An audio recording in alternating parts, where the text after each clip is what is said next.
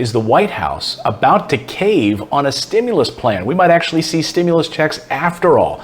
Welcome into your stimulus update for August 12th. I'm Clayton Morris. So glad to have you here. We'll get to all of the latest news on your stimulus front in just a moment. But first, please check out our friends over at Webull, where you can get 2 free stocks valued up to $1,400 just for signing up and opening an account. You know the stock market has been skyrocketing. So even if you just open the account, get the free stocks, and do nothing else with it, you've just got free money valued up to $1,400 in free stocks. So our thanks to Webull. All right, let's talk about the stimulus now. It looks like the White House is ready to cave over a stimulus plan. Will they be coming back to the table and increasing the amount that they're willing to go on their plan? Remember, they sat at about $1 trillion on the Republican side. The Democrats, for their part, wanted about $3.4 trillion for their stimulus plan. Nancy Pelosi last week dropped it down to $2.4 trillion, and Senate Republicans and the White House said, no, we're not interested. Then over the weekend, of course, that dog and pony show that President Trump rolled out, those executive orders, which have fallen flat and aren't going anywhere, and by all accounts have been an epic disaster and a total lack of leadership. I know there are people who say, oh, he's the only one doing anything. No, it was all political theatrics, and even Republicans knew it. Republicans said that this is unconstitutional, and he overstepped his bounds. None of this will actually see the light of day. The unemployment benefits and the payroll tax cut, it's a mess. It's not going to happen. So Treasury Secretary Steven Mnuchin went on television and he did a round of interviews where he admitted that the White House is willing to come up with more money. He also went on another interview where he confronted the fact that we need to have additional stimulus legislation. So what we need to do is we need to get legislation passed that helps the American public get back to work. He said it. Additional stimulus legislation, folks. That means that he believes that these executive orders are garbage, and he realizes that Congress needs to come to the table for meaningful stimulus. Now, another piece of the stimulus news over the past 24 hours has been President Trump wanting to roll out a capital gains tax cut. He says that this will increase jobs, that this will create jobs, having capital gains cuts. There is no evidence that that's the case. This is an idea of sort of trickle-down economics, that if businesses are able to save money on capital gains, that they'll hire more people. There's no evidence that that would happen. Now, he's saying that if he were to cut the capital gains tax, it would create jobs. Can you connect the dots on that one for us? No, I can't. I mean, this is basically supply side trickle down economics. This has nothing to do with people wanting to hire. It's simply a matter of lining the pockets of rich people. This would be a rich person's tax cut. The average person watching this stimulus update right now does not have capital gains taxes. You're not selling houses and real estate and stocks and, and large paintings that you're making money off of, right? I mean, let me know in the comments. Maybe I'm wrong. Maybe this capital gains cut would really help you. But this is just a tax cut for the wealthy folks, any way you slice it.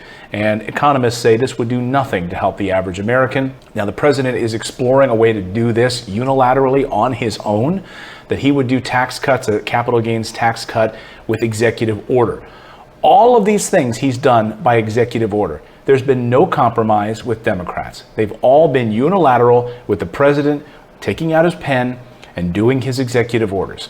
None of these things have been negotiated with Democrats. Will we see $2,000 a month stimulus checks from now until the end of the year? Don't count on it. But where is this coming from? Where is this rumor coming from? Well, one publication decided to run with it in one of their stories today because Kamala Harris has been chosen as Vice President Joe Biden's running mate. Now, she was a big proponent of this $2,000 per month through the end of the year Emergency Money for the People's Act. Now, Forbes is asking the question, is this going to show a resurgence of interest in that plan? Not likely, unless she can maybe twist Joe Biden's arm into this plan and we see a big national push for it. I don't think it's likely. Senate Republicans are probably never going to go along with this, let's be honest. But it is exciting to talk about this idea of universal basic income. I have been a supporter of this.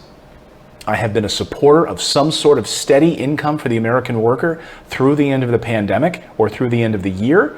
And this plan would have gone retroactive back to March of this year. That means that a family of five could potentially receive upwards of $10,000 per month. So I am a big believer in some form of universal basic income. I've come around on this. I see the need for Americans, the hardest hit Americans right now, to have some safety net that will keep them from being evicted from their homes, will enable them to put groceries on their table, not have to choose right now between buying food for their kids and buying medicine for a relative. This is what people are suffering with right now. I've seen it in my comments here. Many of you are telling me that you're about to be evicted, you received an eviction notice. So, Kamala Harris, I support this. I absolutely do. But do not be fooled by those types of headlines in Forbes and other places that are saying we might see $2,000 per month stimulus checks. Republicans are never going to go for it. The White House would never go for it. Not going to happen. So get that out of your mind, unfortunately. So, bottom line on all of this is that the White House is ready to come back to the table. Treasury Secretary Steven Mnuchin is admitting that they're willing to come up in their price. And we're prepared to put more money on the table. So where there are things, as I said, that made sense to compromise, we've compromised. So we're not stuck at the $1 trillion, but we're not going to go to unlimited amounts of money to do things that don't make sense. But it's not unlimited. I mean, I think that's hyperbole, Mr. Secretary. About $3 trillion, $1 trillion, you split it. You go to $2 trillion, or maybe you go to $1.8 trillion. But certainly, if this is a war, we can't split hairs. Maybe going to try to meet Nancy Pelosi halfway. We'll see if this happens. Keep it right here and subscribe to our channel so that you'll be updated as soon as we have more economic news. Remember, this is the only morning business show for the average American, not the Wall Street type. Plus, we publish our newsletter every morning that you can also subscribe totally for free. If you go to morninginvest.com, it'll be delivered to your inbox first thing in the morning. You can read it with a cup of coffee right before our live show starts at 9 a.m. Eastern Time. Now, we'll see you next time, everyone. Be safe.